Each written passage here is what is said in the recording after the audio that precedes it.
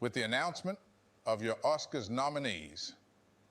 Here are your very tired hosts, Alan Ng and Chris Gore.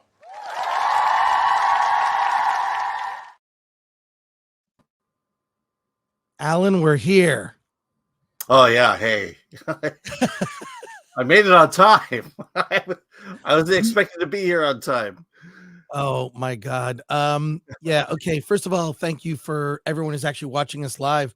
Wow, over 100 people so far watching us live right now. The Oscar nominations will begin in approximately 30 minutes. So we're going to prep you for that. One thing fun we're going to do in just a minute. We're gonna look at the Razzie Award nominees.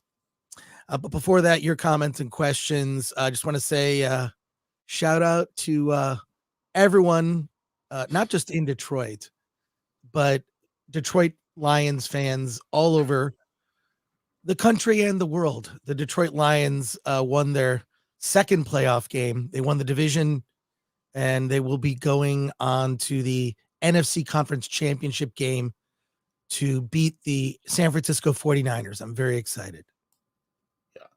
Yeah. Anyone who beats the Niners, I'm going to root for. So. Well, there you go. There you go. So you can see that my little Shakespeare bust right here. If you see, I changed something. By the way, I changed something on my background. Every show, there's a little change, a little minor tweak. No one notices. So I'm going to point out that William Shakespeare right here, right here, has a little Detroit Lions headband. So that's what I'll be doing this weekend. It's going to be a lot of fun. And I got right after the game was over, I got a special text message. Hey, Chris Gore, 2 more games. We're going to win this shit. Go Lions. Do you believe that Eminem just randomly texts me?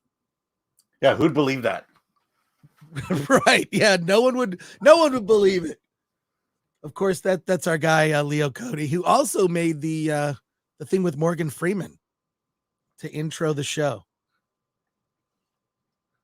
We don't have tuxedos on for this. Normally, with anything awards related, we throw on a tuxedo, which is kind of weird. Wait, let's look at the comments. And now introducing your host for the evening, Alan Ng and Chris Gore. We forgot our tux. Both of us forgot our tuxes. Well, I don't think the presenters this morning will be wearing tuxes. Or an evening gown. Well, let's look at who's here. Check it out. First of all, oh my God, I can't believe it. Mexican Iron Man member for 17 months says, "Good God, Lord Almighty. Holy hell, you people are up early. I love you, Chris, but go Niners. Alan, you are an anti-Niner meanie face." Hey, you know what? Yes. I love the Niners. I do. I love the Niners, just not for this game. Let's just say grew up in LA. And my dad from San Francisco is an avid Bay Area anything fan. And that's kind of how this rivalry occurred. Because he would take us to Dodger Giant games and then start rooting for the Giants. Oh my gosh. Let's see who else is here. Oh, Rumble. We are live on Rumble right now. Ololi Kwewe. And the #1 movie in the country was called Ass. Well, it could happen. Yeah. Lore Fate. I wonder if they will talk Razzies this morning. Do those even count anymore, or do they just name popular movies and actors for fun? We're going to talk about it. We're going to talk about the Razzies. Funny that you bring it up, Lore Fate, who goes on to say Chris is running around frantically looking for his clothes while Alan is waiting in his room to pretend that he is late. Yeah. Alan's generally never late, but it's fun to pretend that he's late. Like, where is Alan? I'm really tired right now. I'm so tired. Which one of you is the film and which one of you is the threat that together make up Film Threat, says Matt Golf, member for 10 months. I don't know. I think that, we're like the Voltron of where we just, come together and then here we are. So there you go. Thank you, Matt, the Raven and the Writing Desk member for 8 months. The Bills are out, so I am on the Lions bandwagon. I was rooting for the Bills. I did not want Kansas City. I was rooting for the Bills. So It is what it is, man. Yeah, bummer. That game was a heartbreaker. I watched it as well. Stephen Ellis for £5 says, Chris asked you this question yesterday on Midnight's Edge, but you left before they got to it. I'm rewatching Tales from the Loop on Prime. Criminally underappreciated ? I haven't seen it, and my apologies for that. I have heard that was very good. So criminally underappreciated. I'm going to guess that it was. I'm going to guess that it is. So there you go. A few more comments here. We're going to move on to the Razzies. Then we are going to share screen so that we can watch the Oscars being announced live. Hopefully that doesn't get us shut down. Yeah. So, well, I mean, yeah. Oh, we're going to actually do shoots. Okay, got it. I have it back here. No. Leave it back there. Leave it back. It'll be back there. It'll be back there also so people can see from the timing, whatever. Like, well, I mean, if we're gonna watch it live, they'll know the timing. Well, we'll see. I mean, like, I don't know. Yeah. I mean, look. Let me just share screen for a second here, so we can just like we're gonna. By the way, Brian is dressed for the occasion. Oh, Brian Norton, nice. 10 p.m. here in Japan. Needed a fun stream to watch. Haha. Well, you're in the right place. Here we go. Here's the look. It's the Governor's Awards. There we go. Mel Brooks. Well deserved. Yeah. Yep. The Science and Technical Awards. I bet we could attend that, Alan, which would be fun. We have like awards music too, just to supplement. This is how much we prep. You could watch other streams that are doing exactly what we're doing, but what we're going to do is going to be a lot of fun. We're, like, here we go. And now presenting the award. Best. Let's look around me. Is that too loud? That's quite too loud. It's a little bit. And then, oh my God, do you believe Oppenheimer? This is crazy. Oppenheimer. So we're prepped. We're prepped and ready. This is a real show. I mean, I may be in a side room in my incredibly tiny place, but we go big. So yeah, live March 10th. Oh my God. It starts at 4 p.m. Pacific time. That means we have to start at 3 p.m. Yes. Lock it in. Yay. More comments here. And then I want to go to the Razzies because 4 p.m. is the red carpet. Was that the pre-show? Okay, we'll start at 4 p.m. Oh, yeah, got that. Stephen Ellis, thank you so much for that. And my apologies. There's decent TV that isn't superhero related. Let's just say that. Channel Surf. I used to love hearing who was nominated. Now I could not care less. I'm only here because I saw Chris and Alan are on. Oh, thank you, Channel Surf. Yeah. As a member, we appreciate you. We should wake up at 4 a.m. more often. Yeah. Brian, boy, it's late for you, which is a lot of fun. Tom S. I'm in upstate New York, up at 5 a.m. every day. This is a treat for me. Well, there you go. It is 8 a.m. On the East Coast. Chris can't wake from his slumber. He is trapped in his crypt without coffee. I have a cup of coffee here. Aaron Taylor, who's a member. Thank you for that. I may have to go get a second cup, frankly. Yep. Some hot coffee. Wizard Shack, who's a member. These West Coast boys ain't used to this. That's true. You have no idea. Random Ray, thinking about the potential snubs. Yes. Any guesses on a snub? I'm going to guess Ava DuVernay for Origin will be a snub. Just a guess.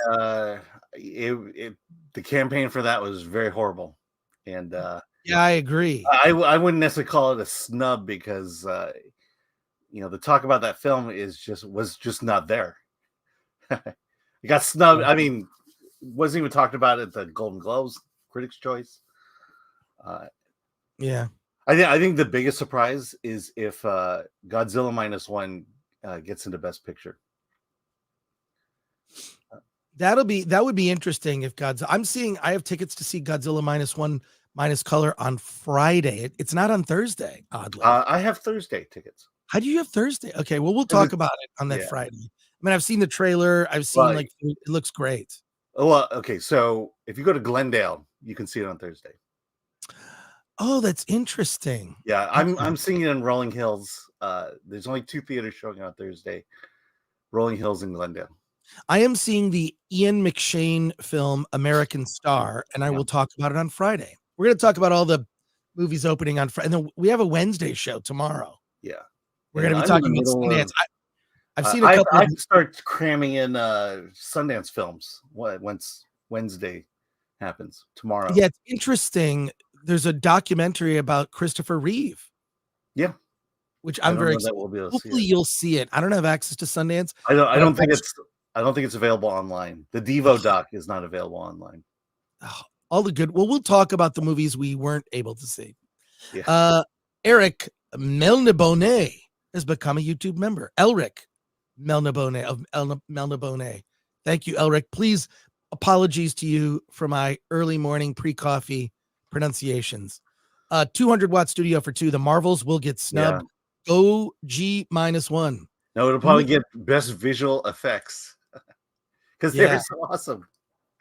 Nick Steele says, I already know that Lily Gladstone will win Best Actress. There's absolutely no effing way it won't happen. A Native American who identifies as she, they, just give her the award right now. Does she identify as she, they?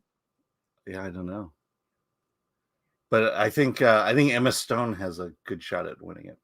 Isn't everyone kind of a masculine or feminine and a they? Like, if someone asked, oh, where did Chris go? They went that way. You could say they. Or yeah, he went that way. They went that way.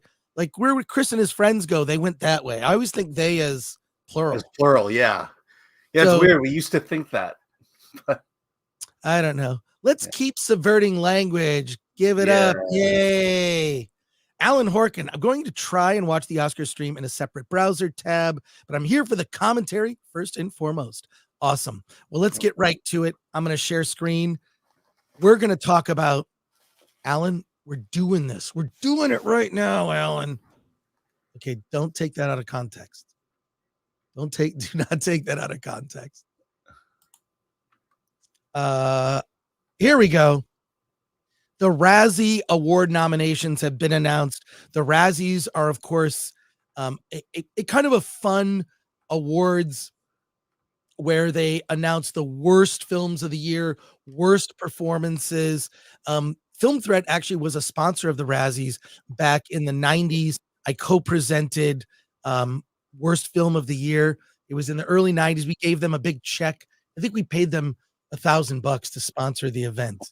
We were trying to promote Film Threat. We had just moved to Los Angeles and we're kind of just, trying to figure everything out here. Let me go to the Razzies. I have it up here. Let's look at the nominees to see if there are any surprises. Alan, the Razzie nominations, here they are. I'm going to blow that up a little bit so it'll be easier to read. How about that? Can you drop that ad? I'm going to drop that ad. How about that? Razzie noms 2024, Chris Evans and Jennifer Lopez up for worst actors. Shazam 2 and Ant-Man 3 tie with 4 nods. Let's take a look. How's the Marvels not on that list? I don't know. Maybe it is. Let's go to it. Okay. Award season is here, which means it is also time for the annual Golden Raspberries Awards. The Razzies, which aims to dishonor the least successful films of the year, has announced nominations for its 44th edition. The most nominated film is Expendables, the 4th entry in the action-packed but critically underwhelming The Expendables franchise. It received 7 nominations. Alan, would you even have guessed that? Well, unfortunately, I didn't see Expendables 4, so I wouldn't know, but it doesn't surprise me. I saw Expendables 4. Tied for second place with 5 nominations are The Exorcist Believer. That's a movie that I think you and I both forgot for worst film because it was so forgettable and bad. It was bad. The revival of the classic horror series and Winnie the Pooh Blood and Honey. Hey, a blood-soaked take on everyone's favorite honey-loving bear. 2 big-budget superhero movies, DC's Shazam! Fury of the Gods and Marvel's Ant-Man and the Wasp Quantumania, both got 4 nominations. Oh my God. Not only will the Marvels not get any Oscar nominations. The Marvels was snubbed at the Razzies. Oh, it can't get a break. Cannot get a break. Last year, Andrew Dominik's Blonde led the competition with 8 nominations, going on to bag the prize for Worst Picture.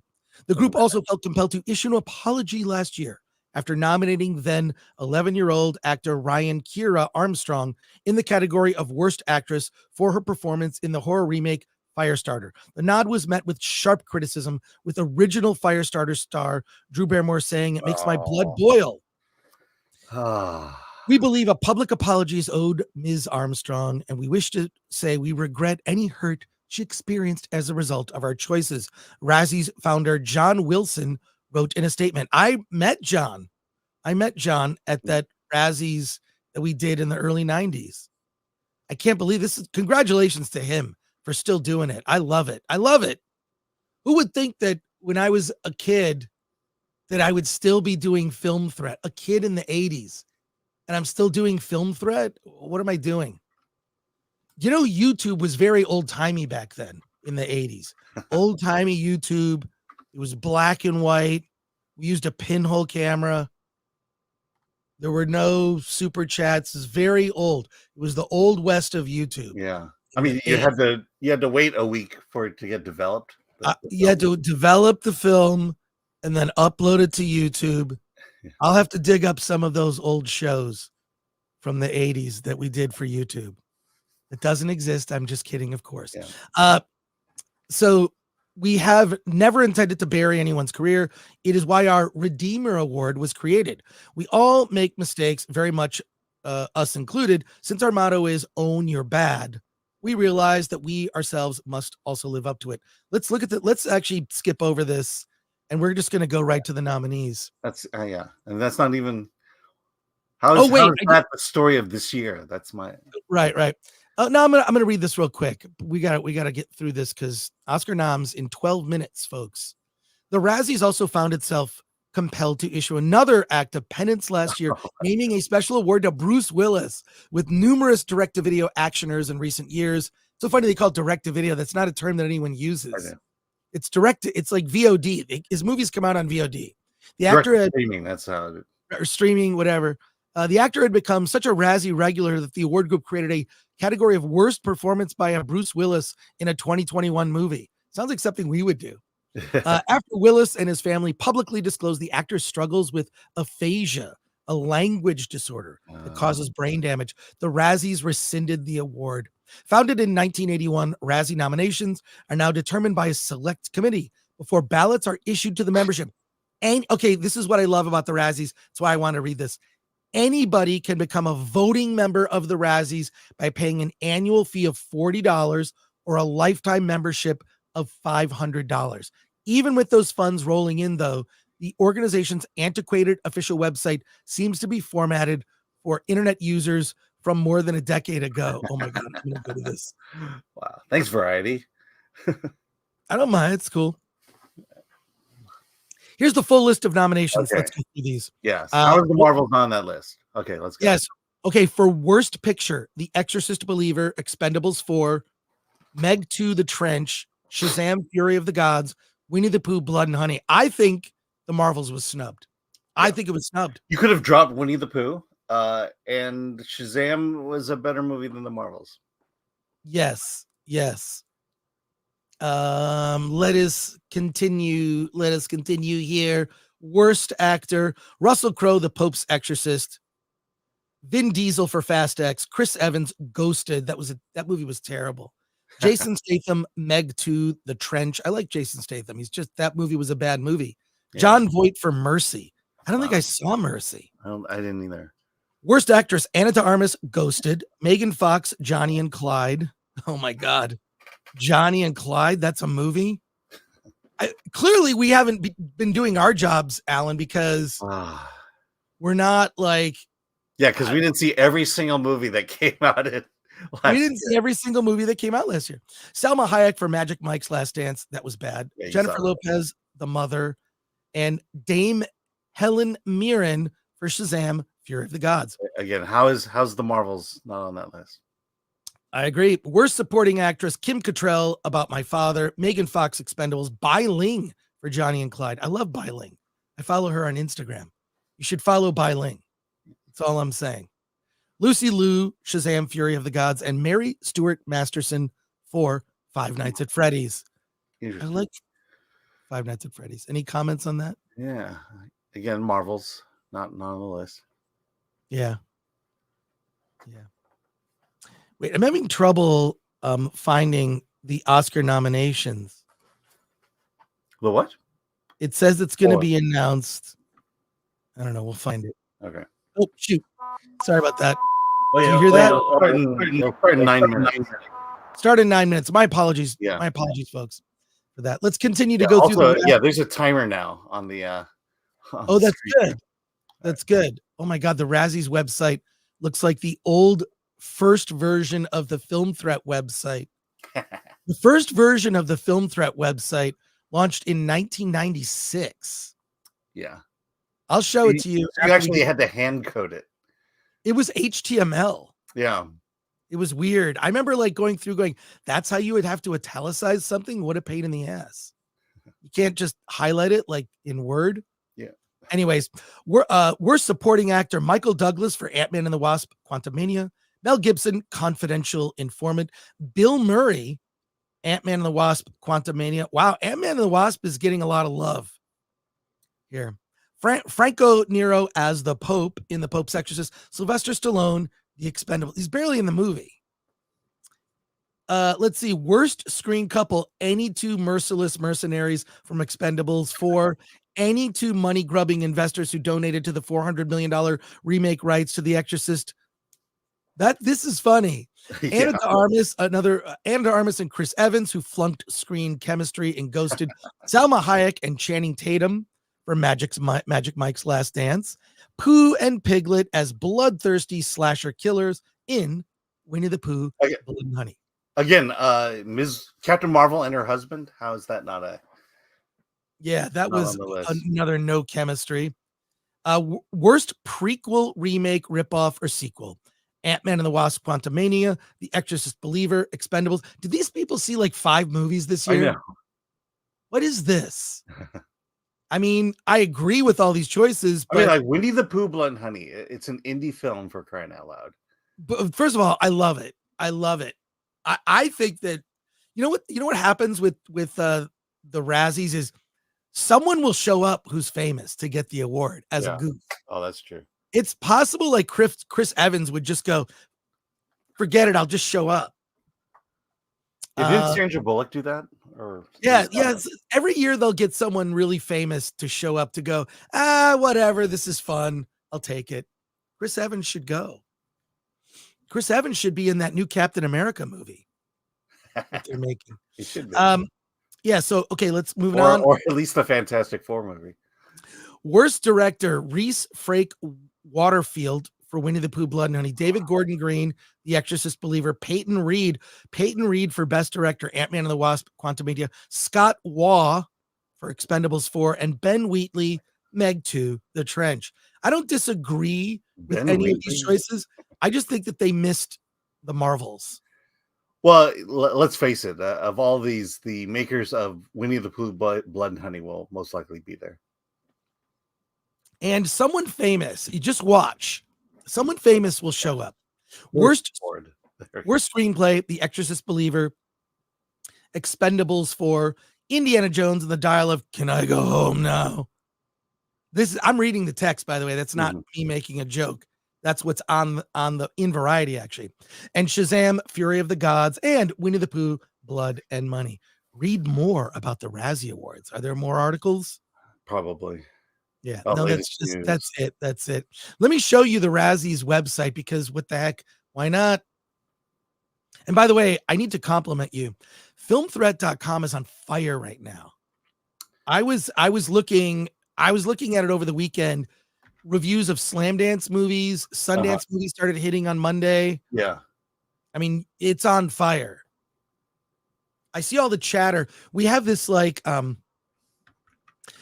chat app that everyone who writes for Film Threat on River, it's called River. Or as Ms. P Coffee likes to call it Anriver. She says Anriver. She says it just yeah, with the Scottish accent. yeah. Well, Miss Peacoff is Scottish. But let me show you the Razzie website. This is it. I'm in the Raz. This is Raz News, the Razzatory, your Razzie picks, the Raz blog. It just looks like a dilapidated, beat up drive-in movie theater. It says the 44th Razzie nominations. And it says, they got the hits. We got the shits.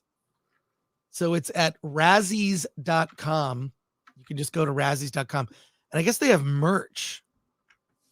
But, oh, wow, you can watch the nominations. Is it?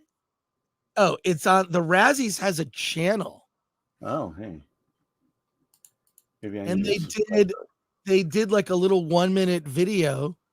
Here it is. The sound's not on, but this is After Effects in full force.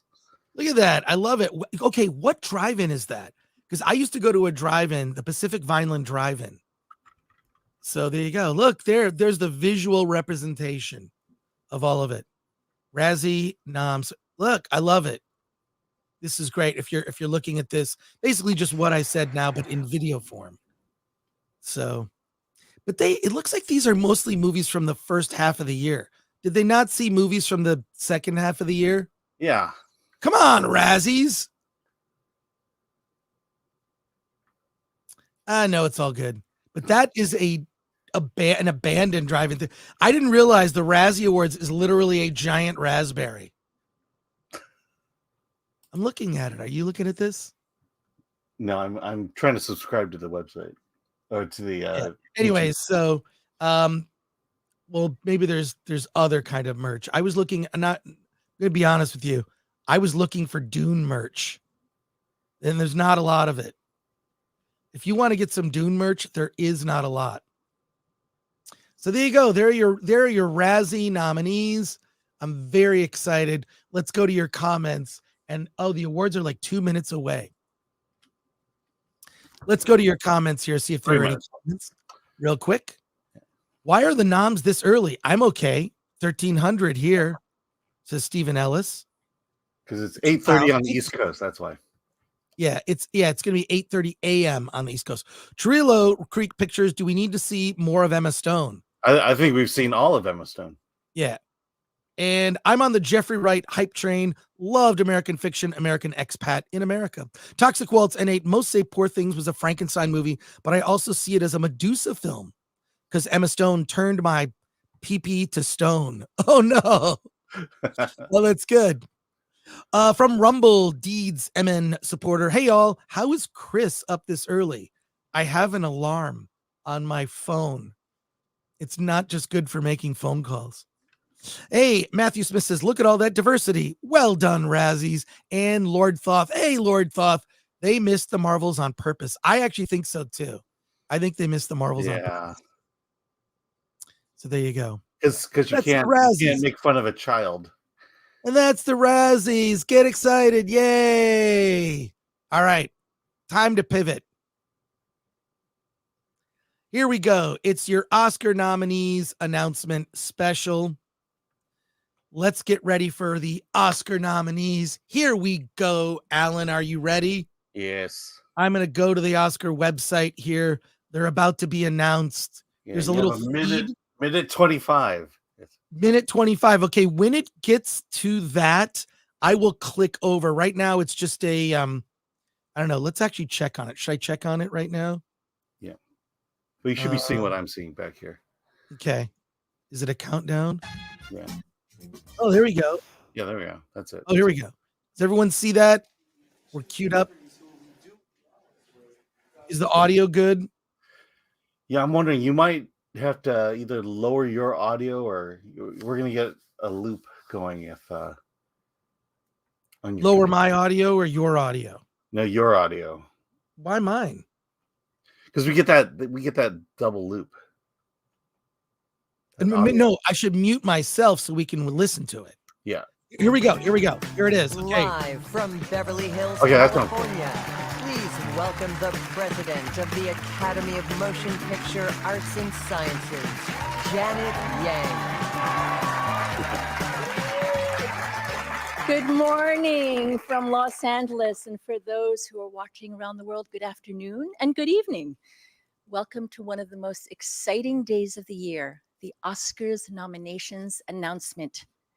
With our membership of nearly 11,000 film industry artists and leaders, our acclaimed film museum and collection, and our world-renowned awards, the Academy of Motion Pictures, Arts and Sciences, the home of global cinema. We recognize and celebrate all aspects of the film industry and the diverse, talented individuals who make movies. Take a drink every time Oscar she says nominees in diverse. almost every category were voted upon by peers in their branch.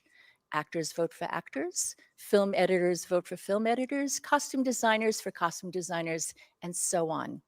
Best Picture nominations, however, are determined by all Academy members. And actors are This the year most we had members. incredible voter turnout with ballots cast from a record-breaking 93 countries. Wow. Today, we are thrilled to announce what our members feel are the best cinematic achievements of 2023. And now it is my pleasure to introduce our hosts who will announce the nominees. Actress Razzie Bates and actor Jack Quaid. I really forgot one of those pronunciations.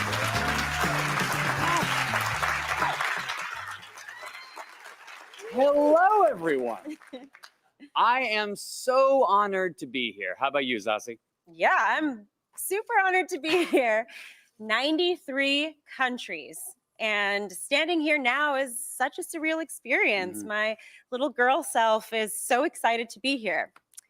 Honestly, my adult self is really excited to be here. So, for anyone in the Hollywood film is industry, no excited matter her where you're child from, self to is be here. recognized by the Academy is a dream come true. to be nominated can be life changing. So, let's get into it. Okay. For Best Performance by an actor in a supporting role, Sterling K. Brown in American Fiction. Yeah. Robert De Niro in Killers of the Flower Moon. Robert Downey Jr. in Oppenheimer. Yeah, Robert. Expected, yeah. Oh, Iron Man. Ryan Gosling in Barbie. And Mark Ruffalo in Poor Things. That's expected, I guess. Mark Next, Ruffalo? The nominees for achievement in costume design. Barbie. Killers of the Flower Moon. Napoleon. Oppenheimer. Not so much for Napoleon. And Poor Things. The nominees for achievement in makeup and hairstyling are Golda, Maestro, Okay, there we go. Oppenheimer, Poor Things, and Society of the Snow. Yeah, the crowd is, How did that get in? Now, the crowd is also this year's very nominees enthusiastic for about it. Best Live Action Short Film. The After. Okay. Invincible. Night of Fortune. Red, White, and Blue. And The Wonderful Story of Henry Sugar. Do you have any reviews of these on the website? On I don't- I think Invincible. For would be good. Best Animated Short I don't think Film, about the others. the nominees are Letter to a Pig, 95 Senses, Our Uniform, Yeah, we don't have any of these so far. Pashidam, Put you down. and War is Over, inspired by the music of John and Yoko. Yeah, wow, we don't have any of those. And now we have the first of the two award categories honoring writers. First, for adapted screenplay, the nominees are Here we go. Cord American Fiction, Yep, there we written go. for the screen by Cord Jefferson. Barbie, It'll be Written between by those Greta two. Gerwig Barbie and or Noah American Fiction. Baumbach. Well, Oppenheimer. Oppenheimer. Written for yeah, I the forgot about screen that by one. Christopher Nolan. Poor Things. Screenplay by Tony That's actually McNamara. adapted from something. Frankenstein. And maybe? The Zone of Interest. Written by Jonathan Glazer. And for original screenplay, the nominees are Anatomy of a Fall. Screenplay, Justine Triet and Artur Arari. The Holdovers. Yeah. Written by David Hemmingson. Maestro. Written by Bradley Cooper and Josh Singer. You're happy, Alan. Yeah, I'm happy. May December. Screenplay by Sammy Birch. I don't know about that Story one. by Sammy Birch I and get it. Alex I McCann. get it. And Past Lives. Ah. Written by Celine Song. I like Past Lives a lot. You'll probably win. Last, before our break, the nominees for performance by an actress in a supporting role.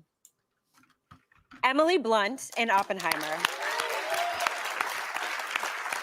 Danielle Brooks in The Color Purple. America Ferrera in Barbie. Because of Jodie that Foster speech. in Naiad. Oh, Jodie Foster. That's cool. And Yeah, there we go. Divine Awesome. Joy Randall in The Good one. Holdovers. Congratulations to the nominees, and there are more to come. Stick with us. We will be right back with more nominations. Well, what do you think, Alan? Nothing surprising. Yeah, there's I nothing surprising about that. I'm gonna. I mean, I think the only thing surprising. Oh, wait a second. Wait a second. We have to come back Yeah. in 11 minutes. No, No, in continues. 3 minutes.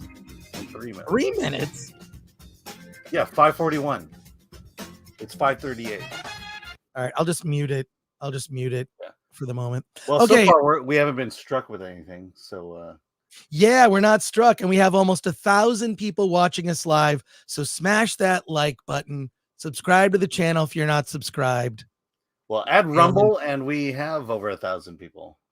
We are. Oh, 1,000 on Rumble. In fact, we're almost at 1,200 That's people. great. Oh We're my very close God. to 1,200. Kill me. We're nearly done. Jesus. Well, I mean, Killers of the Flower Moon, it's pretty, I mean, I don't know. I almost feel like that movie's getting some snub, but two in the supporting cat, or like you've got the De Niro I didn't expect, and we already know that she's going to get nominated for actress. Yeah. Yeah. I mean, De Niro. Martin Scorsese, the greatest living director, made the news for his controversial comments about the Marvel franchise. He said they're not real cinema and they remind him of theme parks. I agree. Although I don't know what he's doing hanging around theme parks. He's not big enough to go on the rides, is he? It's tiny. Why don't they just get Ricky Gervais to why don't they get him to host the Oscars? People would actually watch the Oscars if Ricky Gervais did that. I wonder if. Shut up. Sorry. I wonder if it's him not wanting to do it. No, I think Ricky Gervais would want to do it. Don't you think he would want to do it? There's a possibility he's kind of done with it. You know what we haven't seen at an award show in a really long time? Anything related to Star Wars.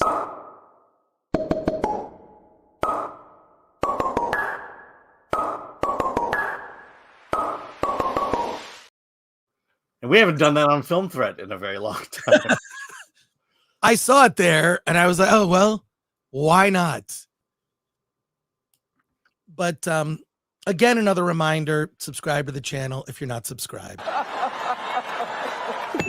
Oh, wow.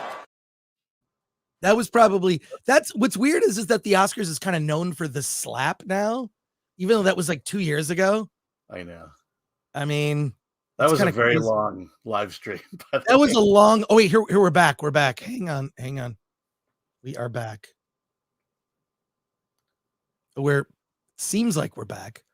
It's about to come back. By the way, we are at now over 1,200 people watching our live stream here. Oh, that's great.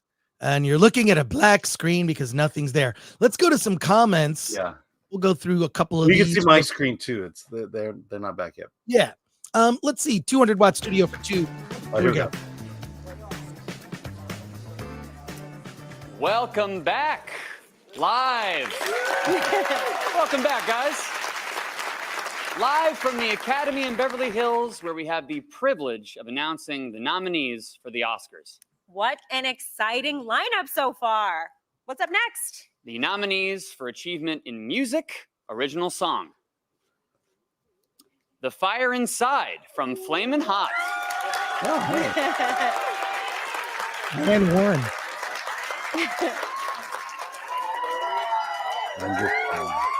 I'm Just Ken from Barbie.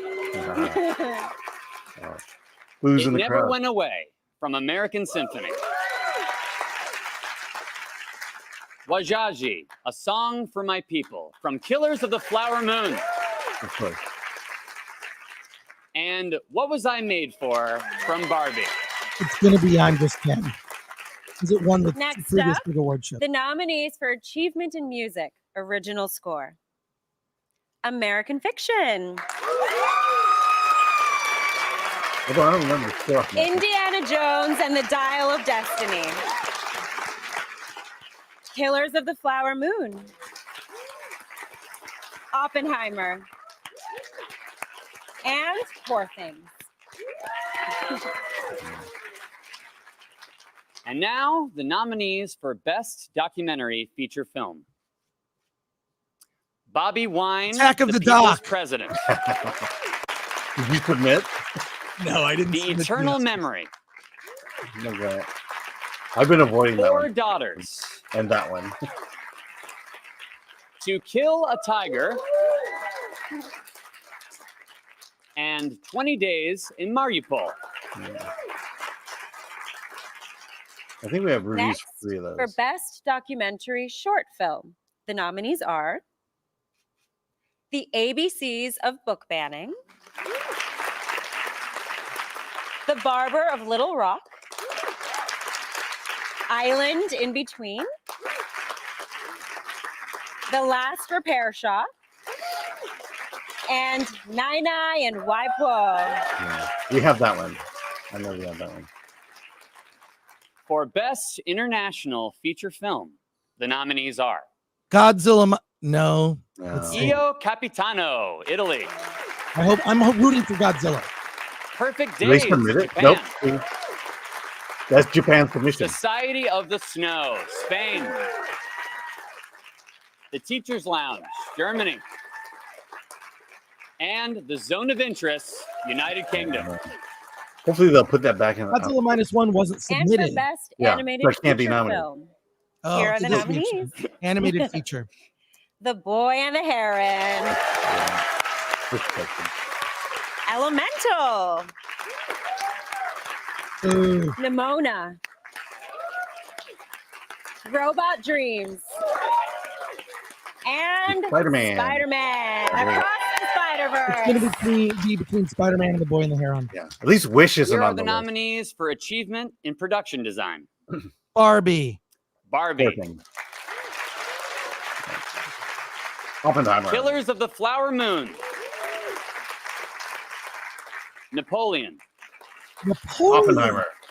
Oppenheimer. Yeah. Poor thing. And Poor Yeah. Things. Next up, for Achievement in Film Editing, the nominees are Anatomy of a Fall, The Holdovers, Killers of the Flower Moon, Oppenheimer. Oppenheimer, Poor things. and Poor Things. This is so predictable. It's like you can see the future, Alan. And for Achievement in Sound, here are the nominees. The Creator. Wow. Maestro. Oppenheimer. Mission Impossible, Dead Oh. Reckoning, Part 1. Okay, here we go. Oppenheimer. Oppenheimer. Poor things. And The Zone of Interest. And this is interesting. They're in alphabetical order as they're being announced. You can kind of Next, predict. the nominees for achievement in visual effects. The creator, The Marvel. Oh wait, no, the Marvels isn't. Godzilla, minus Whoa! 1. Yeah. I'm rooting for Godzilla. Guardians of the Galaxy, Volume 3. Oppenheimer. Mission Impossible, Dead Reckoning, Part 1. Oppenheimer. And Napoleon. No, okay. no. Oppenheimer got dissed in this. Did it? Okay. We'll talk about For it. achievement in cinematography, the nominees are I mean, John El McForce. Conde, Killers of the Flower Moon, Maestro, Yeah. Oppenheimer. Oppenheimer, Poor Thing. and Poor Things. Alan, you're like Nerdstradamus. For performance by an actor in a leading role. Here Bradley we go. Cooper. Bradley Cooper. Bradley Cooper and Maestro. I knew it. Coleman Domingo and Rustin. I don't know that it was that great, but it was good. Paul Giamatti and The Holdovers. Cillian Murphy. Cillian Murphy and Oppenheimer. Jeffrey Wright. And Jeffrey Wright in American Why Fiction. do they just have you announce them? I know. I'm doing it much faster For than they are. performance by an actress in a leading role, The audience is mostly SAG members. Annette Bening in Naya. Lily Gladstone in Killers of the Flower Moon. Sandra Julia in Anatomy of a Fall. Carrie Mulligan in Maestro. And then Emma Stone. And Emma Stone in Poor Things. Emma Stone's gonna win. For Yeah. achievement in directing, the nominees are Justine Trier, Anatomy of a Fall.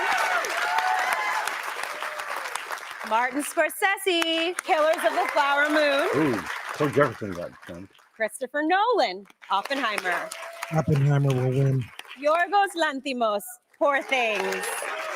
Oh, who's that? And Jonathan Glazer, The Zone Wow. of Interest. Zone of interest for directing? Okay, here we That's go. an interesting. And now for our final category. I can't wait. Let's read them together. The nominees for Best Motion Picture of the Year are American Fiction. All right. Ben LeClaire, Nikos Paramigos, Core Jefferson, and Jermaine Johnson, producers. Anatomy of a Fall, Marie-Ange Luciani and David Thion. Barbie. David Heyman, Margot Robbie, Tom Ackerley, and Robbie Brenner, producers. Okay, Godzilla, maybe? The Holdovers. Nope. Mark I Johnson, don't think producer. No Godzilla. Fair enough. I mean, is this okay? Killers of the Flower Moon. Dan Friedkin, So Bradley we can Thomas, nominations, it Martin looks like. Scorsese, and Daniel Lupi, producers. This is Napoleon? Maestro, Maestro, Bradley okay. Cooper, Steven Spielberg, Fred Berner, Amy Durning, and Christy McCosco Krieger. You think producers. Napoleon? It's Oppenheimer next. Oppenheimer. Emma Thomas, Charles Roven, Napoleon and Christopher snub. Nolan, Yeah. producers. Poor Things. Poor things. Past Lives, Past Oh, Lives. Past David Lives. Hinojosa, Christine Vachon, and Pamela Koffler, Okay, producers. now Poor Things. Poor Things. Ed Guiney, What's the Andrew last- Lowe, Yorgos Lanthimos, and Emma Stone, producers. And The Zone Okay. of Interest, James Wilson, producer. Not many surprises, Yeah. but there are snubs. Congratulations to this year's nominees. It's been an honor to be with all of you this morning. And to all the nominees, as we say in the biz, break a leg. Good luck to all the nominees. Watch the Oscars live with host Jimmy Kimmel on Sunday, March 10th. This year, the show will start at a new time, beginning 1 hour earlier at 7 Okay. p.m. Eastern and 4 p.m. Pacific on Oh, ABC. man. We look It forward starts to earlier, celebrating Alan. with you. Thank you for the You're gonna extra have to- hour of Jimmy Kimmel. Oh my god. Oh my god. All right. Oh man. So yeah, Godzilla -1 snubbed. Godzilla -1 snubbed for okay, so here's how it works. Every country picks one movie to represent their country for that foreign film award, right? And Japan did not choose Godzilla -1. Last year it was India did not choose RRR. Not only would that have been nominated RRR, it would have won. And I would say with Godzilla -1, probably unexpected that it was going to get the critical acclaim that it did. It did come out at the end of the year, at the beginning of December. It is still in theaters 2 months later.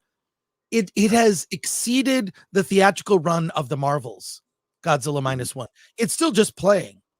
It's still just until it's next still week. Theaters. Until next week. Well, it's still going to be in theaters. It's just going to be the black and white version. Alan, any surprises here? Any comments before we go to everyone in the chat? No real surprises. I'm surprised. I guess my biggest surprise is just how well Anatomy of a Fall and Zone of Interest did, especially in because it's in a lot of categories. Right. Best Picture, Director. I think it dominated the original screenplay, I believe. Yeah, they don't have the complete list. You would think the Oscars website would. Oh no, here it is. It's up already. Oh, okay. So we'll just keep it. We'll just keep this up. So if we want to scroll down to discuss a category, we'll look at it. But it's actually live. If you go to Oscars.org, we'll put the link in the description. Even though that's the easiest, you can go to Oscars.org. I'm going to put the link in the description. I don't care. Or just type Oscars.org. Yeah. It's a link in the description for this episode. At Oscars.org, but the website's actually very good, and I have toyed with the idea of joining the Academy as a member of the museum. That museum, they keep doing these. The presentations that they do there are pretty incredible. Yeah. So we were supposed to go to the John Waters exhibit. We can still do that, Alan. We'll go together. So there you go. All right, but not a lot of surprises. If you've watched the Globes, if you've watched the Critics' Choice Awards, almost no surprises for the nominees. I'll tell you a snub right now, a movie that we just recently talked about and we'll talk about again on Wednesday, Origin. Origin, Ava DuVernay's Origin. People were saying it could be up for Oscars, Not a single one. 0 nominations. I kind of predicted that. That it would get snubbed, because it feels like a movie that was made to win awards, not actually to not to spread the ideas that are in the movie itself. Well, I think the campaign for it was bad. I mean, I believe there was a screening. There's a screening I was invited to that was hosted by Ibrahim X. Kendi, and I was like, nope, not going to that one. Yeah. But he probably killed it. Yeah. I mean, that may not have helped. But no surprises, some disappointments for me. I really wanted to see Godzilla -1 get more love. The Boy and the Heron in animation, I think it'll get beat by Spider-Man. Yeah. I mean, this is probably the most predictable awards ever. Yeah. Let's talk about some things that are notable before we go to your comments. One thing that's notable is there are movies that people have seen that were nominated. Yeah. That was the one thing, last year, it was just I remember we were sitting there and Gary was on the show and it was a big group of people. And most of the people that were on our Oscars watch party hadn't seen most movies that were nominated. We had to explain movies throughout the stream. Now you and I had seen all the films. But there are movies now. It's oh yeah, a lot of people did see Oppenheimer. A lot of people are seeing American Fiction, and now that American Fiction is coming to Amazon Prime soon. Yeah, I'm not sure. I'm pretty sure it'll be next month. But the question is, are they going to push it? Are they going to stay in theaters up until the Oscars? American Fiction really needs to stay in theaters. But as I scroll through these, we've got actor in a leading role. If you're watching, you can just see I don't know if these you on remember last year, you and I had a wager going on, seeing who got the most correct predictions. I think this year it's gonna be the same thing, and I think we're gonna agree through most of this.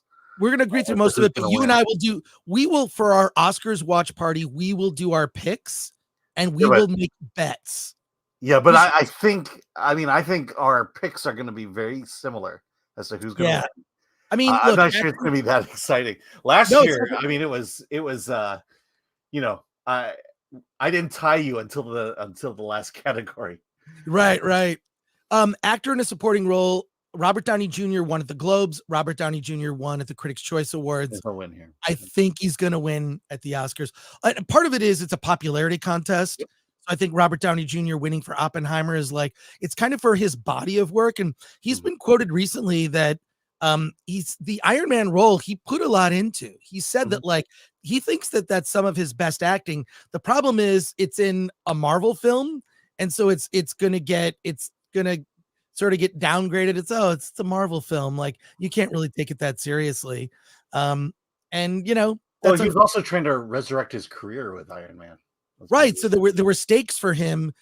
There were career stakes for Robert Downey Jr. when he took the role as Iron Man, which is why, I mean, he took it very seriously. When you look at the arc of the Tony Stark character through the decade of Marvel films, kicking off with Iron Man, ending with Endgame, that's that story. I don't know what the story of the Marvel universe is going forward, other than like chaos and characters we don't care about. Yeah. And I think Robert Downey Jr., he was really good in Oppenheimer and in those Marvel films. You do something mainstream that gets accolades and is generally well liked, then you do something that's awards worthy. I think Oppenheimer's probably going to be the big winner of the night. Actress in a leading role, it's going to be either Emma Stone or Lily Gladstone, and sometimes things cancel each other out, right? Yes. Yeah, but I'm actually glad to see Annette Bening on that list. Yes, no, Naiad was very good, and it's on Netflix now. I do want to get to your comments. Let's get to some comments, and we'll sort of scroll through the categories here, but a lot of comments. We have 200 Watt Studio says, Alan didn't tell us his Grammy would be hosting. Grammy. Oh, Janet Yang. Grammy. Janet Yang, she's like the head of the Academy. I would venture to guess we're the same age. Now, she's also Asian. Doesn't that mean you're related? Yes, she's my auntie, not my Grammy. Oh, okay, well, there you go. Pirate Queen is a member for 14 months, says, good morning, boys. Hey, love that artwork. It's Wonder Woman. Oh, yeah. So, like, making She's knitting. She's knitting. She's making a Superman cape, maybe? Shout out to all my knitters. Rumble here says, Lord Shax, if you listen closely, you'll hear the same guy saying, woo, to every single nominee. Okay, Lord Shax, let me tell you something. Lord Shax on Rumble. I have been at the recordings and tapings of TV shows and stuff like that. I always try to do a distinct yell. So when I look at the video, I can hear myself going, yeah, I'll go, this is what I typically do. Yeah. I'll do a, yeah. Maybe it's if I'm here. Yeah. If I do that, then I can hear. I hear myself. Yeah. You got it. Yeah. Look, that person knows what they're doing. Also from Rumble Deeds, MN sub supporter is now a monthly supporter. Thank you for that. Drax Redax. They won't even acknowledge Godzilla, lol. Well, it did in visual effects. I don't think it'll win for visual effects, unfortunately, but it deserves to. I'm surprised the creator got love. Any thoughts, Alan? The creator. I'm going. You're talking about creator Godzilla? No, the creator. Yeah. I mean, look, I can't argue with the visual effects of the creator.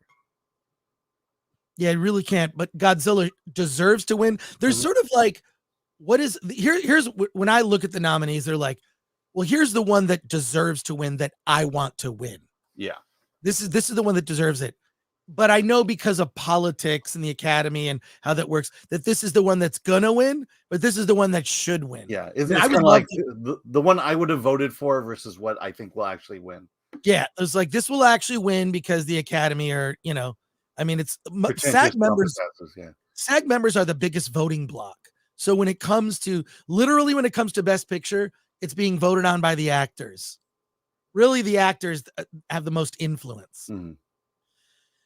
Trinoculus P, the hype is hilarious.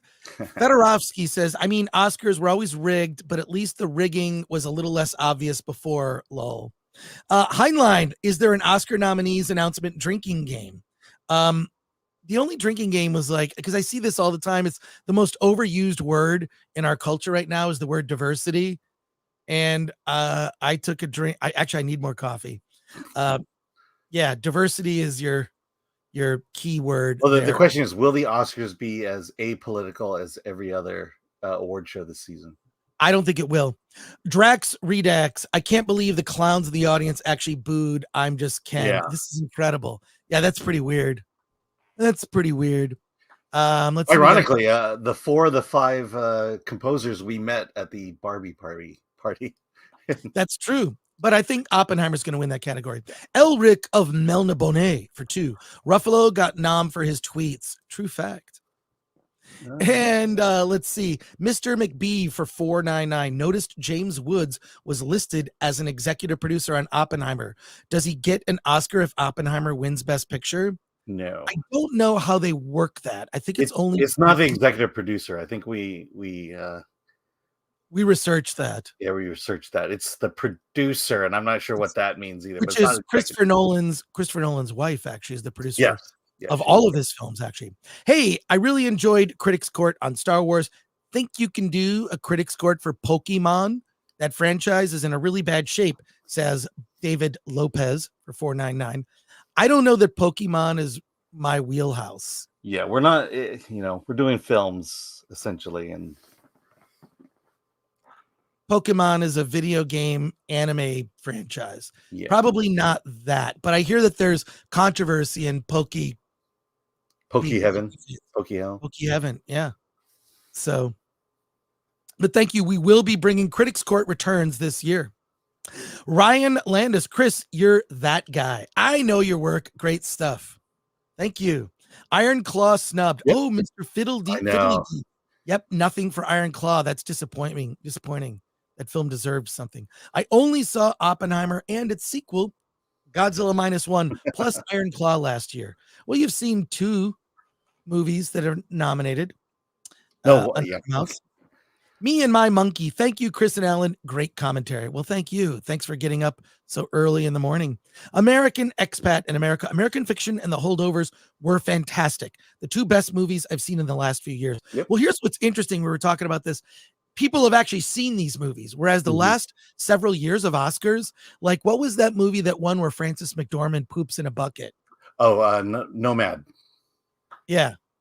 Yeah, so, and it won Best Picture. Yay! I didn't see Nomad. I tried to watch Nomad and I couldn't get through it.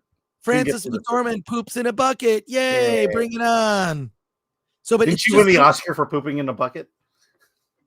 Pooping in a bucket is underrated. Tom Siebert, you should not discount it because you constantly complain about characters not going to the bathroom in movies. Yeah, no, that's a whole discussion. Excuse me. Tom Siebert says, out of that list, Sterling K. Brown gave the most enjoyable supporting performance, but I doubt he'll win. And Dominic Sessa got robbed. Yeah, they're not going to give it to Dominic. Thanks, Tom. Andrew Monpetit, who's a member. Thank you for that. I know it's cold where you are right now. Stay warm. Barbie will win where Top Gun Maverick didn't. The 2 movies that saved the box office the last couple years because it's a girl boss movie. I do believe that Barbie will win some awards. By the way, Margot Robbie's not on that list. Oh my God, I just noticed that. Yeah. Carey Mulligan. I think that was the big surprise, is Carey Mulligan taking over for Margot Robbie. Margot Robbie was nominated in every actress category for previous award shows at the Globes and at the Critics' Choice Awards. Snubbed. There's another Oscar snub. Yeah, and I think technically you could say that Carey Mulligan was a supporting role and not a lead actor. Yeah, I don't know. How is that a leading role, Carey Mulligan? Yeah. Interesting. Wow. You're right. Top Gun Maverick. Yeah, interesting. Drax Redax was just wondering, how is Oppenheimer checking their DEI lists? They said they were mandatory for every nomination. Yeah, that's what I don't know. are those rules in effect? Alan, can you bring up those rules? The rules are in effect. They had to state it. They published a list of eligible best picture films. Here's my theory. It's some behind the scenes thing, which I doubt, or B, there's no way the Oscars would not allow Oppenheimer to be nominated for Best Picture.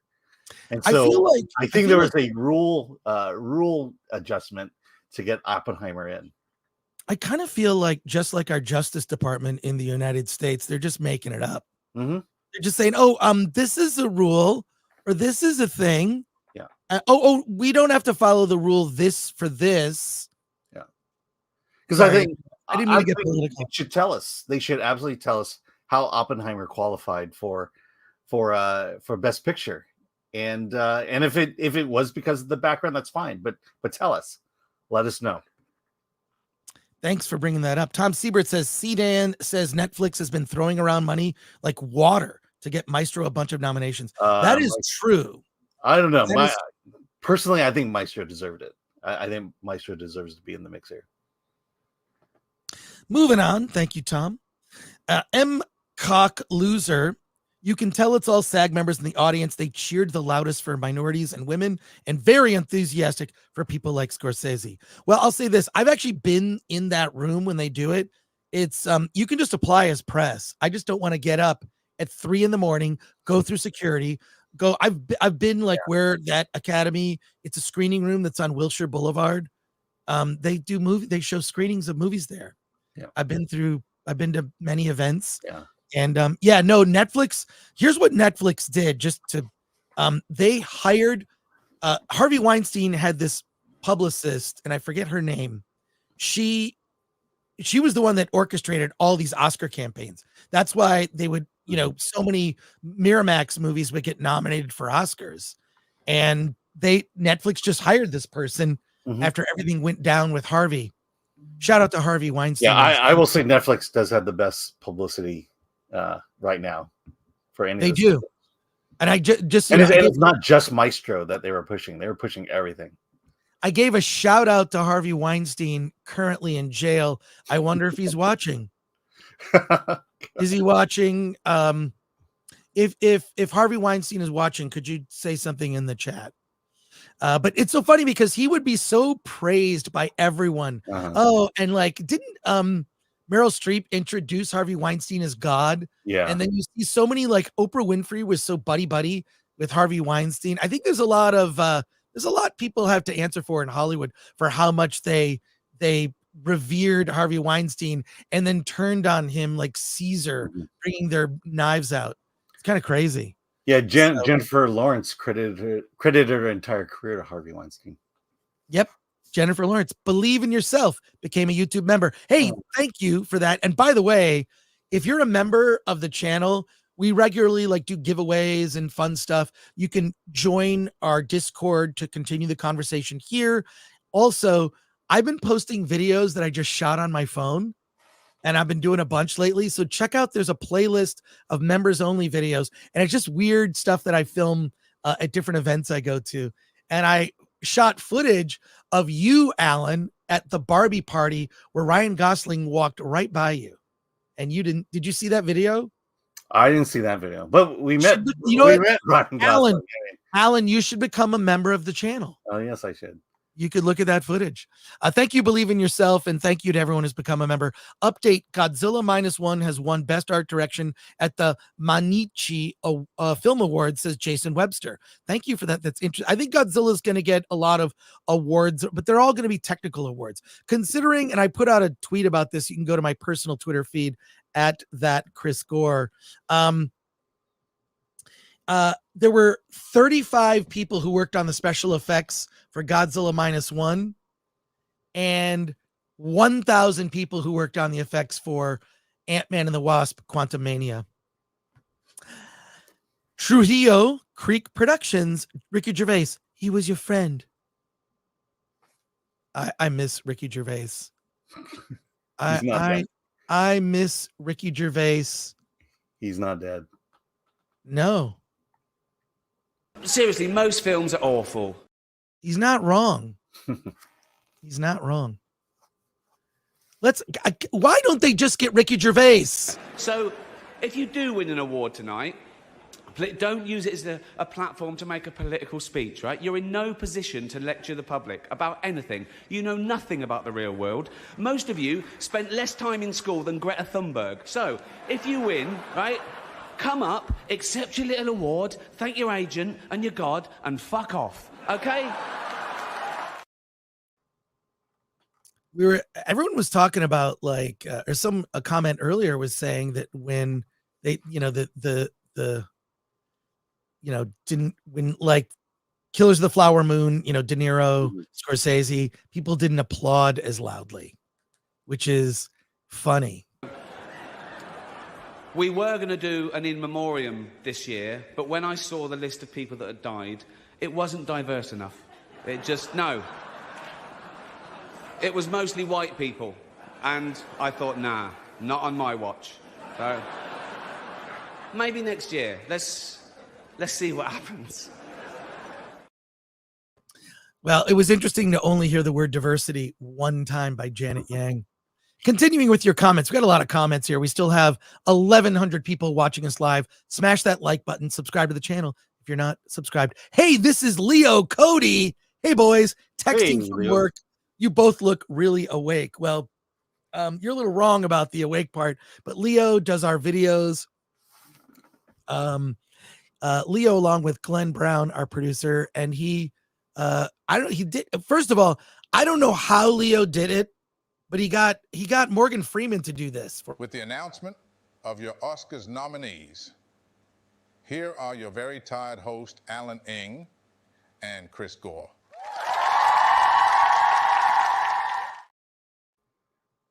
Thank you, Leo. I'll say I cannot believe you were able to get Morgan Freeman to do that. Thank you, Leo. We appreciate your videos. They're awesome. We love them. They're just yeah. There you go. Thanks again. John Durham, no Asian representation this year. That's actually not true. Celine Song for Past Lives. Yes. Best original and best movie. Norman Jewison died 12 years a Skrull. Oh, really? Oh my God. Norman Jewison. Oh, wow.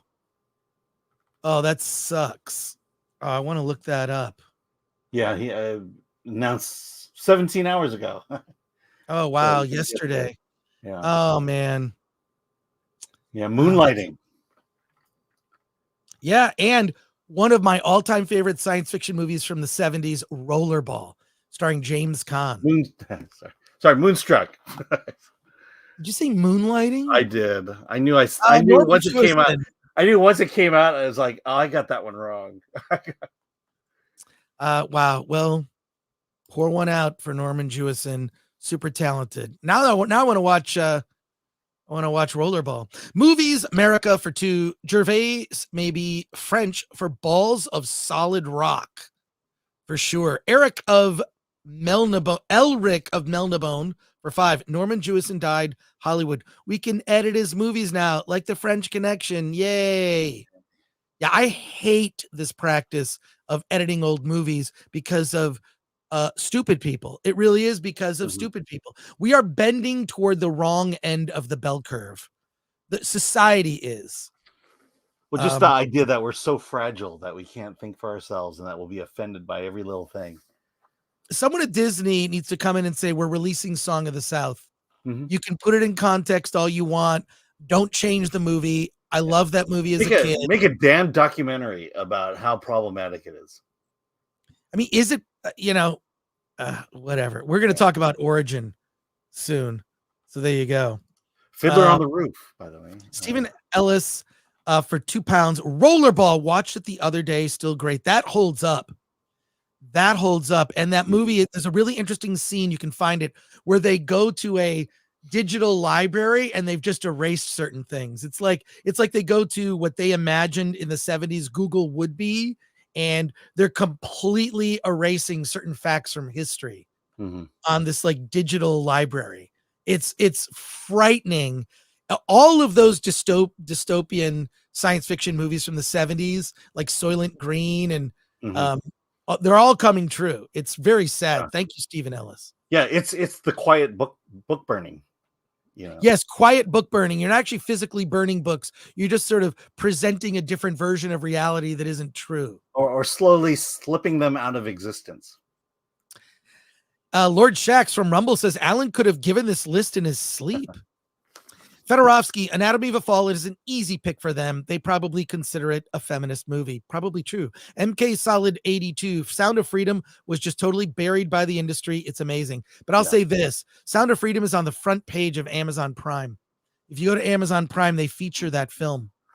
So good on them. Who loved Sound of Freedom? Movie theaters. Movie theaters because it made money. It made money. TPAC 28 for 10. The gendered language for the Oscars is extremely problematic. It is stupid. What the hell is actress? Yeah, actress in a leading role. I mean, very gendered. But I hate when they do stuff like that. Yeah, it should be female presenting actor in a leading role. Well, there you go. Oh, I'm sorry. Female presenting or non-binary actor in a leading role. TPAC 28, thank you for that. Very generous. Smarty Sensei 72. Well, Joe Coy bombing the Golden Globes pretty much assured they'd go with a safe host. So Kimmel makes sense. I am not a fan of Jimmy Kimmel. I loved his show, The Man Show. I thought it was fantastic. A great sense of humor. They would give the audience beer. The show would always end with girls jumping on trampolines. What's not to love? It was really for men. The Man Show. The Man Show is for men? Yeah. Now you can never make The Man Show. Kind of sucks. Elric of Melnibone. Now I'm looking forward to the Oscars watch party with Alan and Chris and guests. It's going to be pretty much the same people that we had for our Golden Globes watch party with some other special guests thrown in. We might get X-Ray Girl, Alan's internet daughter. Which internet daughter? Yeah, that's right. You have like several internet daughters. I have 2 X-ray girls. Yeah. From Rumble, Ololi Akwi had to throw Godzilla some kind of bone. Notice for its flashy, shiny visuals, not a compelling story and acting. Yeah, exactly. Yeah. Look, story and acting should have also been acknowledged. It was that good. SMJ32, did only 4 films come out this year? This is my problem with the Oscars, actually, is that they just spread the Oscar love around, and it's sort of like all the same movies get nominated in all the categories. So it's literally like a list of maybe 12 films, and that's it. Whereas award this, if you want to get nominated for award this, you're an indie filmmaker. Hey, go to filmthreat.com. There's a button at the upper right that says submit. You can submit your movie, send it to us. Little options for promotion if you want to promote your film. But our award show, we nominate over 70 films in genre-based categories. I think it's a way to discover more movies. But yeah, no, you're right. As I say this every year. It's like they nominate like 12 films, and it's like they have all these different nominations and categories, but it's really only 12 movies. Lord Shax from Rumble, Chris or Alan, have you seen Godzilla -1 at a theater with full motion Rumble seating, which is 4DX? 4DX, yeah. It's amazing like that. You can feel Godzilla approaching before you see or hear him. I hadn't even I have not, and I really want to. And now that you mention it, I'm going to look it up. I might go today. I don't know that it's available today. Tim Morrill says Alan is from the future. Well, that's when you were predicting all the awards, because you could tell they were in alphabetical order as they were being announced. Moving on. Go away, poor thing, says Andrew Monpetit. Andrew Keys, same movies over and over and over and over and over again. Mr. Fiddly D, Hollywood can't recognize how bad they have become. Godzilla is proof of this. Well, the fact that like in the past 2 years, my 2 favorite films have been not Hollywood movies. Last year was RRR, which should be the center square of the bingo card whenever you watch Film Threat. Yeah. Yeah. Well, my favorite movies, Godzilla had the most CG in it of all my favorite films. but it had 500 special effects shots. Do you know how many special effects shots the original Star Wars had? It was under 300. And then they just kept like, wow. And then it was like, by the time they get to Jedi, it was like 1,000 or something. It's crazy. Mr. Fiddly D, thank you for that comment. You want to go down the list a bit soon, or sorry, what? Do you want to go down the list a bit and then go back to chat? Yeah. Do you want to take over? Why don't I stop sharing and you share, and that way you can control? Okay, let me get the page up here. Why don't you do that, Alan, and we'll go look for any other surprises here. Just a few more comments here, then we're going to go through the list.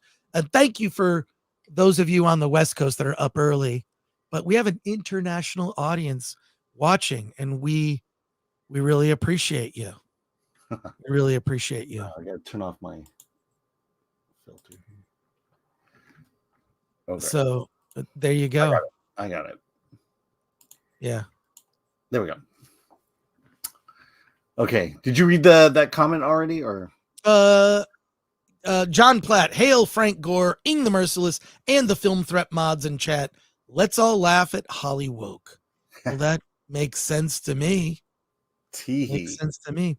Andrew Monpetit, the drop off in applause when Elemental was announced. Oh yeah, that's funny because people were like excited about Boy and the Heron and Spider-Man. Those are the two. I think Spider-Man's just going to win it because Spider-Man. But yeah. Well, look, I'd rather have Elemental up there than Wish, and Wish was the one getting all the. It got the Critics' Choice. It got the Golden Globes. I'm glad it's not on this list. Yeah. Disney still must have some money left. Yeah, probably. And Leandro Medeiros de Souza. This announcement is so bad the presenters are the worst and the audience seems like a decadent pub. Yeah.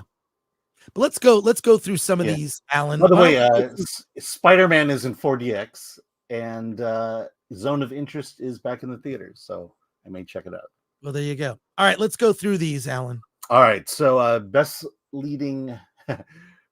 female presenting actor. Hold on, let me pull it up here. Oh no, we did this one. Okay, so best female presenting actress in a supporting role. Emily Blunt, Daniel Brooks, America Ferrera, Jodie Foster, Divine Joy Randolph. I think it'll go to Divine Joy Randolph, as she has been winning already. I'm surprised. Was America Ferrera nominated in supporting? Okay, she's nominated. Yes, go to supporting and check it out. Okay, animated feature. Yeah, we just talked about this, but yeah, again, I'm glad Elemental is there and not Wish. And Disney had to have a representation. There it is. Right. Okay, so cinematography. Yeah, I don't think anything. I mean, there's no surprises, and look, Oppenheimer's going to win that one because Oppenheimer, in terms of technical achievements, is probably the most popular. Yeah. By the way, what did you think of El Conde? El Conde. Yes, the #1 top nomination there. I have not seen that one. I don't even know what it is. For cinematography, I haven't seen. Look, this is normally I've seen like 90% of the movies, and then once they make the announcement, it's like, oh, okay, I'll check that out. I have not seen El Conde. Yeah. Well, I mean, apparently, because cinematographers nominate this category. Honestly, I think I don't know if Barbie should have been nominated for cinematography, but for production design, costume. I mean, that movie is so different looking, especially at a time when everything looks so dark. I mean, Ant-Man and the Wasp: Quantumania looks like someone took a handful of mud, put it on the lens, and it just looked muddy and dark and ugly. That movie just like it looked drab. Here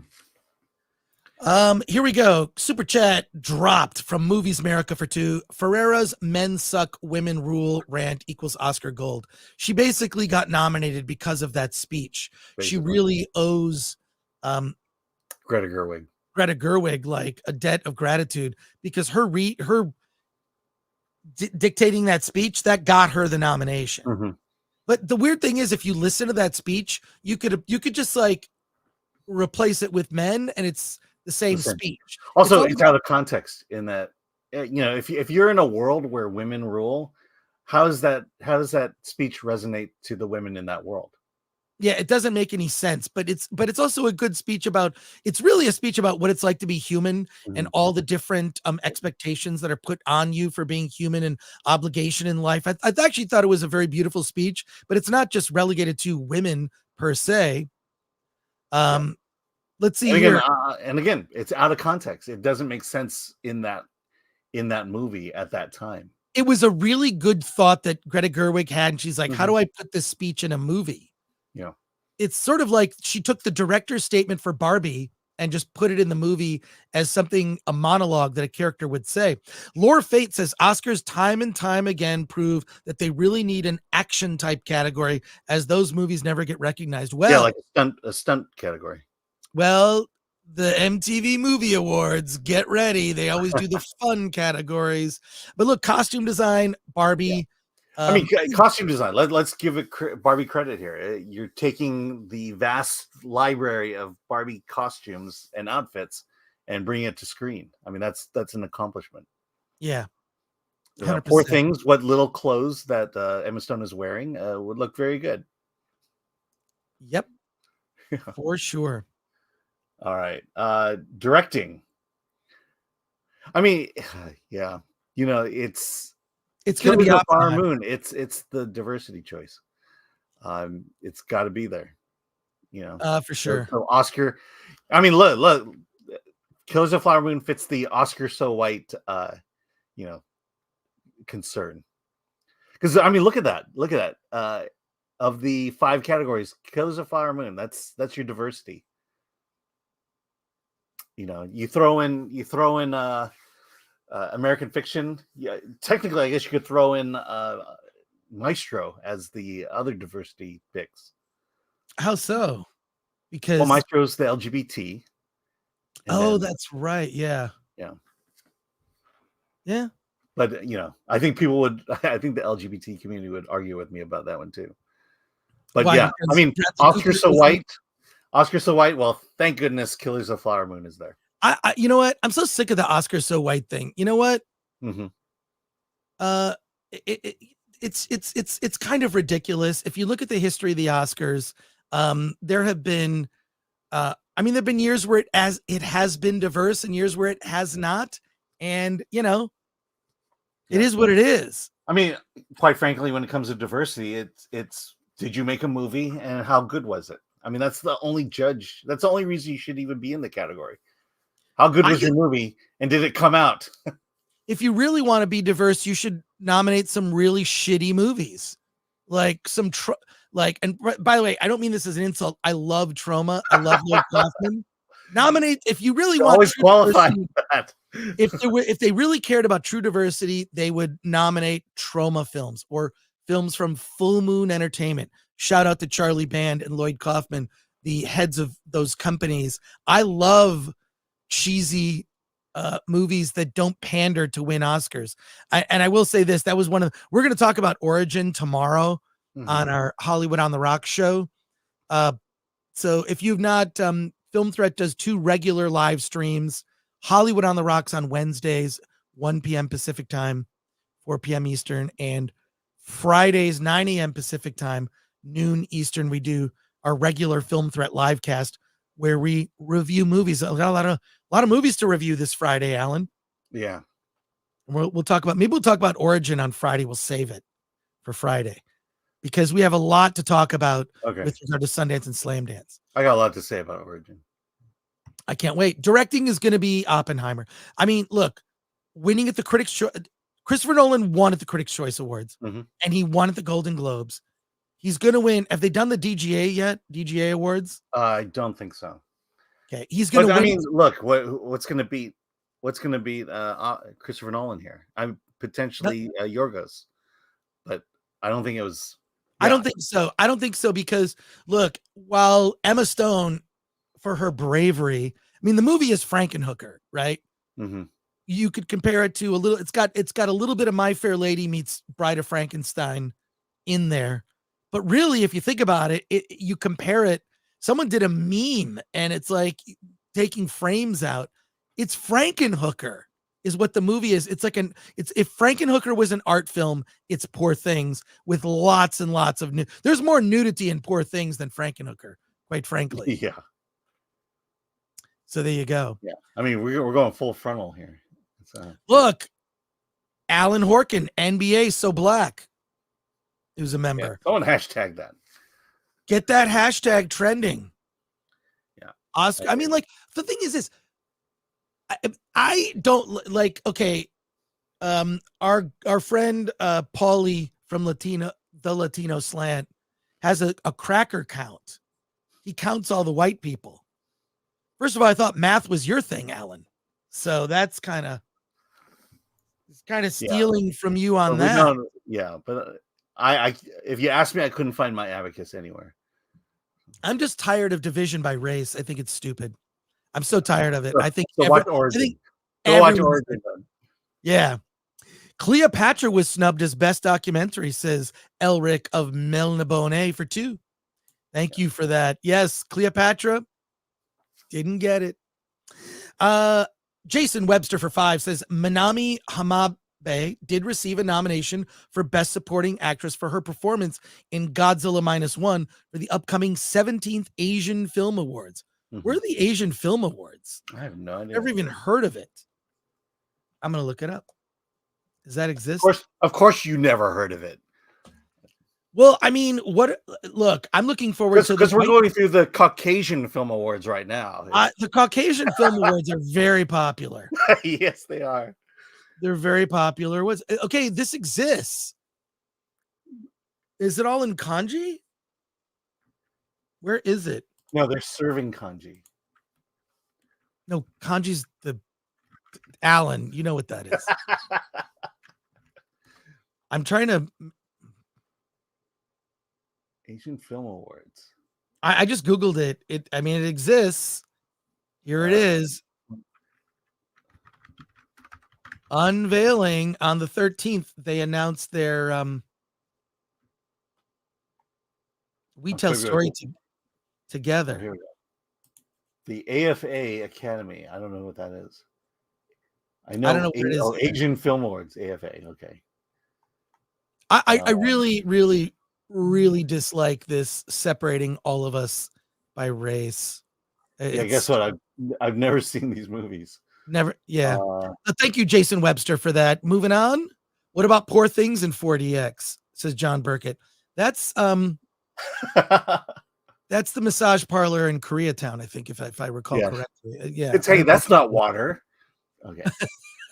Seth Lynch, no nomination. No, seriously, no nomination for Margot Robbie or Greta Gerwig for the Oh wait, yeah, Greta Gerwig's not on the director list. Wow, Barbie Barbie tanked, but Ryan Gosling gets one. Literally, the whole point of the Barbie movie. Oh, Ryan Gosling got the acting award. Oh no, yeah. America Ferrera, Ryan Gosling, and Ryan Gosling were nominated. No Greta Gerwig. Wow. Well, okay, that's the news did she story. Get it for screenplay? Yeah, she got it for screenplay. For adapted screenplay. Adapted screenplay, but not directing. Yeah. Oh my God! Wow, you cannot predict the Academy. You know what it is? It's really the actors more than anything. It's all about again, the directors nominate the directors, and the Boys Club kept Greta out. Greta did not get a nomination from her. Wow. Yeah. Wow. No, we're writing the headlines right now. So the Boys Club in the directing category snubbed Greta Gerwig. Wow. We're getting we could theoretically get an Oscar So White story coming out of this. Yeah, you're gonna get yeah, Margot Robbie snubbed. That's gonna be big. That has to be big news. Okay, I'm just gonna look this up. But you could go through some of those other categories. Yeah. So documentary feature film. I'm going down the list, and I've not seen any of these, but I do know a lot of these. I do know about the campaign push for all of these movies. Bob Wine is a Disney film. I just looked up the biggest snubs and surprises from the 2024 Oscar nominations, and literally it's just a picture of Margot Robbie. Yeah. It's from bustle.com. I don't even know what that is. I'm not going to show it, but it's like saying filmthreat.com. Yeah, it's like, it's just, yeah, what is bustle.com? Exactly. That's weird. That's my point. Weird. But yeah. Yeah. The documentary short film, the ABC's a book banning. We are getting a review for that for the site. The only one I've seen here is Last Repair Shop and Nine and WIPO. Well, here's what's happening actually on Friday's show. I don't know if you knew this, Alan. We are going to have the founder of shorts.tv is going to be on the show on Friday. Shorts.tv was a sponsor at Award This. Shorts.tv regularly, and I go every year, they do a program where they show a program of all of the Oscar nominated shorts for Oscar nominated short films for narrative, documentary short, and animated shorts. And there are 3 different programs. I go every year. I'm going this year, and I can't wait. I'm gonna have to go this year as well. Yeah, so they're announcing the dates on Friday. They're announcing the dates. The tickets will be on sale for that. Strongly recommend it. And the thing is this: if you want to have an edge in your Oscars pool, go to that shorts program. I go every year, and you can. There's always one movie that's like, how did this even get nominated? And then there are like 2. You're like, oh, both of those movies are really good. But it gives you an edge when it comes to your Oscars pool, because if you've seen the short films, that's where nobody has seen the short films, right? Like you've seen, like, as we were pointing out earlier, you basically need to see 10 or 12 movies and you know all the nominees, except when it comes to animated, doc, and narrative short. So if you can see those movies, gives you a huge edge. So they, every year, shorts.tv, they just, I mean, sometimes they do it at odd times. It's not like it plays for a week, but it'll be like on a weekend at 3 p.m. in the afternoon or something. I am going. I never miss it every year I go. Well, if they're smart, they'll do it at the dine-in theater, and you get lunch while watching the movies. Yeah, Alan Horkin. But this is interesting. I'll just say that this year, usually we already have reviews for most of the short films. This year, we did not do our job. Well, we will get review. Okay, we will get reviews. We will get reviews of every short film that's been nominated, and there will be a wrap-up story with all the Oscar nominated shorts and like sort of a little things you can just click on that, and then you can click on the individual reviews. Right, Alan? Yep. Right after you're done with the Disney Files Part 4. Yeah, and Sundance and Slam Dance. And, yeah, we're very busy. Alan Horkin, who's a member, points out Gerwig did get nominated for co-writing. I actually like the word nominated. Yeah, so she has to share the credit with her husband. How misogynistic is that? Yeah, it is kind of funny, but yeah, I could play woke all day. That's yeah. Oh my God, I think we're all sick of it. I think the tide may be turning only because people are tired of it, and by that I mean people are like the world goes through trends in toys. Do you remember Pogs? Fashion trends in the 90s. There were the high-waisted jeans. They called them mom jeans. Culottes. If there are any women that are watching right now, Ms. Peacoffey's giving me a quizzical look. Do you know what a culotte is? Look up culottes. It was a fashion trend that from the 90s. There are things that die out because they're like, I'm kind of sick of this. Like the whole Stanley Cup thing, which when I heard Stanley Cup, I'm like, they're selling Stanley Cups? How could you even, because I'm thinking, my brain goes to hockey. Okay. The Stanley Cup is a treasured item. But a Stanley Cup is a dumb cup that you get at Target to drink out of. How that became a thing is stupid. And I do believe that anything woke is just going to be, people are just going to move away from it because they're tired of it. Not even because there's any sort of political agenda to like, I hate woke. It's just sort of like, I'm kind of sick of it. Oh, that's why these movies are dying. That's why Madam Web is going to tank. Madam Web is Sony's version of the Marvels, and it looks like it's going to tank. So there you go. We will review Madam Web for sure. Any other surprises on this, Alan? Not really. Best editing. You know, I used to give the edge for people who shot on film, and so I was going to give it to the holdovers, but then I found out it wasn't shot on film. Right. All right. International feature film. Let's see. I believe you've seen 2 of those, and I've not seen any of those. Yeah, I've seen Zone of Interest. The Society of the Snow is actually on Netflix. That's right. So there you go. All right. Makeup and hairstyle. I'll go on a limb. It's got to go to Maestro. I mean, Maestro's, the nose thing. Yeah, it was well done and deserves an Oscar. There you go. I think it went to Poor Things at the. Well, CCA. Poor Things, the makeup. If you look at forget Emma Stone for a second, Willem Dafoe. Yeah, Willem Dafoe. Yeah, as she calls him God. In it, that's her nickname. Hello, God. Hey, God. Anyways, Willem Dafoe's makeup in that is haunting. It looks like his face was ripped apart and reassembled. Mm-hmm. He is effectively kind of a Dr. Frankenstein type who is a god in the sense that Willem Dafoe's character created Bella Baxter. Mm-hmm. I love names that are alliteration. That was Stan Lee's. Stan Lee, of course. Do I need to explain who Stan Lee is? Marvel Comics would not always, but he would name a lot of characters with alliteration. Reed Richards, Peter Parker, Sue Storm, Bruce Banner. Bruce Banner. Yeah. So many of the characters just had alliteration. Steve Rogers. Yeah. Steve Rogers, Tony Stark. That's not alliteration. No, I'll say this just on the hair and makeup. What I like about Maestro is, it's young Leonard Bernstein and old Leonard Bernstein. Covers his entire life, ages him, and then not only that, Bradley Cooper had to act behind all that. And I think it was a greater achievement in hair and makeup than Poor Things.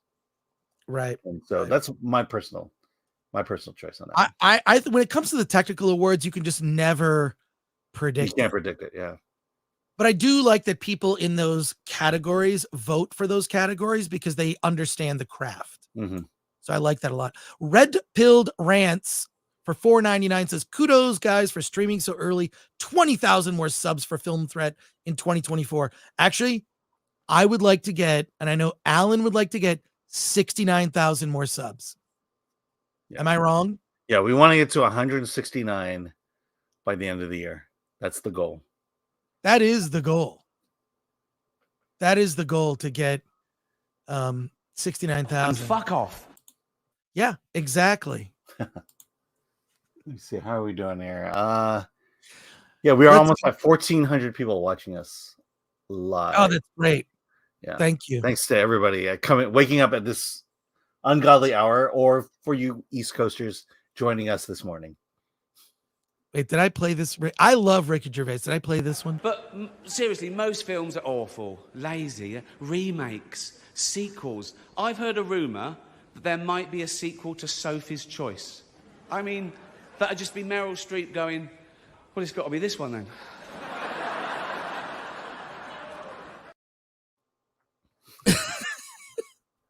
From Rumble, and thank you to everyone on Rumble. We seem to be growing on Rumble. Yeah.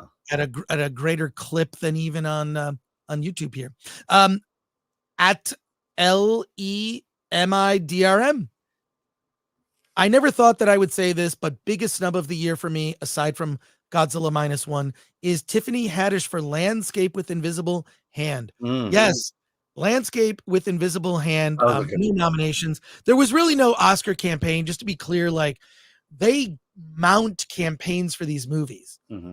Right? There's some that get 0 nominations, like Origin, which had an Oscar campaign. Yep.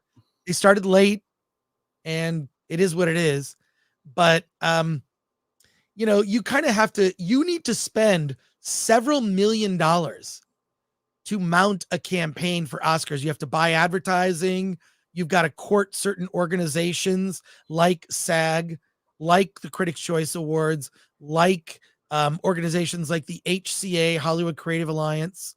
You have to court them, and you have just got to spend money. You're looking at like several $1,000,000 to mount a campaign. You can do it on the cheap. Other films have, for sure.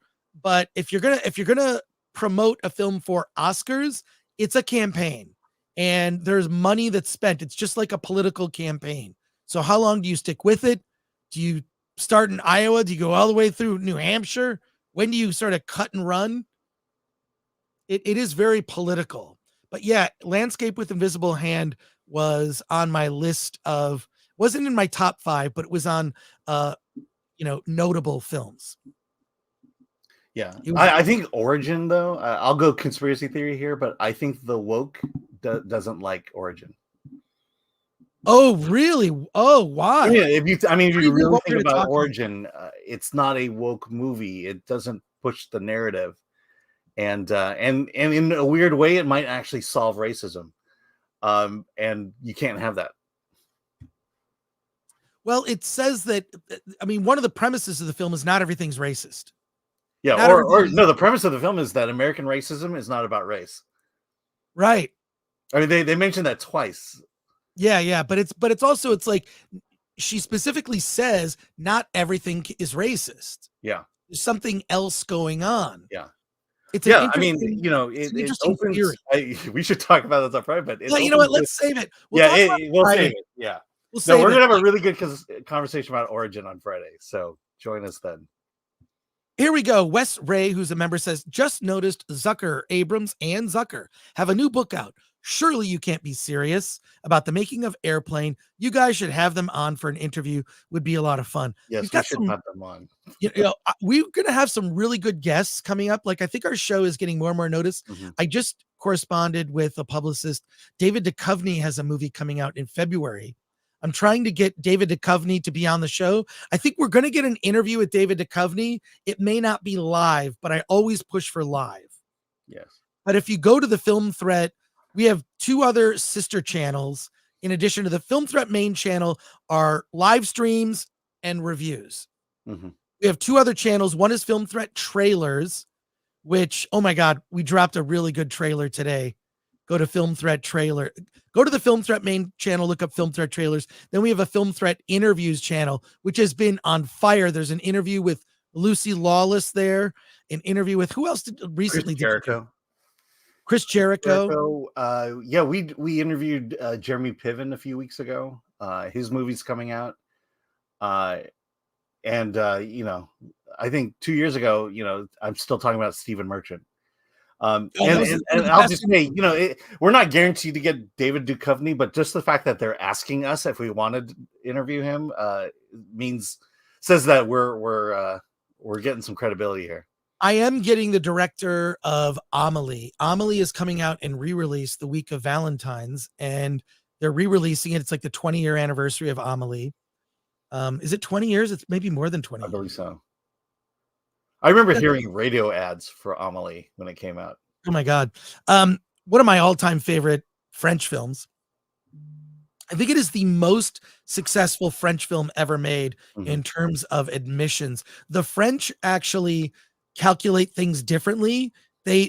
While they do calculate box office, they count admissions because that's what matters. How many people saw a film? They even count if they do a critic screening where the critics don't pay money to see the movie. They're invited to the screening to critique the film and write a review.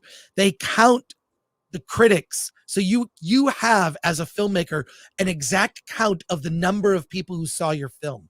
I think that is the much better way to do it. I wish we did that in the US.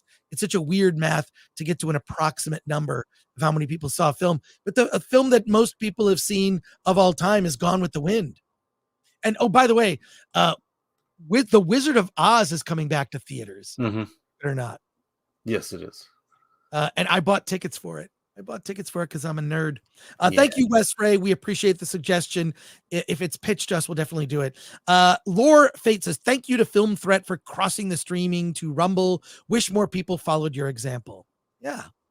And then Wes Ray goes on to say, outside Oppenheimer, not a good year for the biopic. Tetris, Air, Ferrari, and Blackberry, Iron Claw, all snubbed. Hey, Yeah. Wes Ray, thanks for pointing that out. Yeah, I mean, Air and Iron Claw, I'm sad that they're not in the mix. Because there were campaigns for both of those, Mhm. and both got 0. Beerosaurus Rex said, did either of you see El Conde nominated for cinematography? I did not. No. I can't say we're perfect. Like, we try to see most films, and I'll say that, like, Alan and I go to the movies every week. You know, we divide and conquer sometimes. Like, Alan, you see this movie, I'll see the bad horror film because you don't like horror. But no, neither of us saw it. So by the time the Oscars happen, I will have seen it. Yeah. I Oh, by the will- way, El Conde is Netflix. El Conde's on Netflix, and so is the other film where they eat people. Oh, A Society of the Snow. Right. Yeah. Which is true story. Tim Morrow, the Jeremy Piven interview was really good. It's interesting to hear him talk about the process of making his new film. That's on our interview channel. Let's be frank, Hollywood won't give him a movie. Won't give him money. Yeah. And Ron Smith says Lucy Lawless is based AF and Xena Warrior Princess to me. You are 100% correct. Mhm. She is based, and I loved Xena. I loved Xena. She was like, how is it that like the modern version of the girl boss is so unappealing, but like there are so many strong female characters through fiction, like Xena Warrior Princess? How is she so likable and modern girl bosses are just not likable? Yeah. Like there's a real distinction of like, why am I not like connecting, or why do I not like this? Yet I could watch episodes of Xena Warrior Princess all day. Even with, I mean, there was always that sexual tension between, what was Xena's sidekick? God, I forget her name. Someone in the chat, please. Someone in the chat. Xena. What was her sidekick? It felt, what I liked about it is it felt very Batman and Robin. There was the thing you had to solve this week. It really felt like the show produced by Sam Raimi. Yeah, Gabrielle. That's what I thought it was. Gabrielle. Yeah, Gabrielle. Thank you, chat. Chat is always right. Or is it Goofy? Chat is always right. Yeah. Gabriella. Gabriella, like, I loved it. There was always like, but it wasn't like overt. It was just like, I mean, look, some have argued that like the 66 Adam West Batman TV series, it's like a gay fantasy of two men that dress up in costumes and go out and fight crime. I mean, I guess if you are gay, you might see it that way. And if you're not, you don't see it that way. I see it completely differently. I see Bruce Wayne as a pussy hound that's into Miss Kitka. Miss Kitka, of course, was the, at least that was one of the aliases of Catwoman in the 66 Adam West Batman TV series. Miss Kitka. And anyways, love the old Adam West Batman. Spidey Sensei 72 says Alan's change of heart about Origin makes me want to watch it now. We will discuss on Friday. I'll just say I was pretty blown away when I finally saw it. I was not expecting to get what I got. And also, you had a conversation with someone that doesn't look like you. Yeah. So yeah, there were 5 of us in the theater that night. It was only 5 people. Yeah, well, I mean, look, it was Sunday night at 10:30. Yeah, not a lot of people. I did notice that the movie actually did well. Yeah, it was only in 100 theaters, and the per screen average was very high. Yeah, and I think they're suppressing this film on purpose. You know, only word of mouth is going to get. Who is they? They, you know, they. Those. I can't believe when they do. They are very powerful. They are powerful. All right. We're going to wrap it up in just a few minutes here, but we have over 1,000 watching. If you're not a subscriber to the channel, please subscribe. Okay. And, you want to go over. Kill me. We're nearly done. Jesus. Yeah, let's just keep going. Okay. Going. Score and song were the last one. Score and song. Let's go through score and song. I already can tell you what it's going to be. Score is going to be Oppenheimer because it is won at the Globes and the Critics' Choice. And It's not look, going to be John Williams' last movies. no, and let me tell you why. I have a theory about this. Even if the score was better, it doesn't matter because nobody No. likes the movie. You know what I mean? So Indiana Jones and the Dial of Destiny will 100%, I'll bet money on this, will not get it. Oppenheimer is going to win because it's not just about the score. It's a fantastic score, but it's a fantastic score, but it's also the movie is well loved. The Indiana Jones, the Dial of Destiny, not well loved. But you know who's well loved? John Williams. So there you go. Let's go to song. Yeah, I'll say I really like the American Fiction soundtrack. More jazzy than Oppenheimer. Best song, Fire Inside, I'm Just Ken. What Was I Made For? Wazazi, and It Never Went Away. Now, I think this could go either way. There's two that are going to, Barbie's going to win, but it's either going to be the Billie Eilish song or I'm Just Ken. And I believe politics will get in the way, and it'll be Billie Eilish.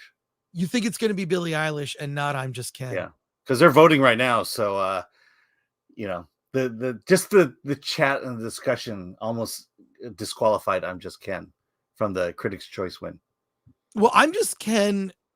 It's really the likability of that song has to do with Ryan Gosling, which there's video footage. I know I was there. I was there when I saw you. I saw Ryan Gosling walk right by you. Okay. And I mean, we talked to him. We met him. I didn't talk to anybody. I go to those parties for the open bar. I don't go to those parties. You can show a video of him walking by me, but we talked to him. If you're a member, if you're a member of the Film Threat YouTube channel, go to the members tab. We do giveaways. You get access to our Discord, and then we also post videos that are from my phone, literally like just weird stuff that I'm like, oh, I went to a thing and like Ryan Gosling. Look, if I see Ryan Gosling at Trader Joe's, I'll say hi to him there.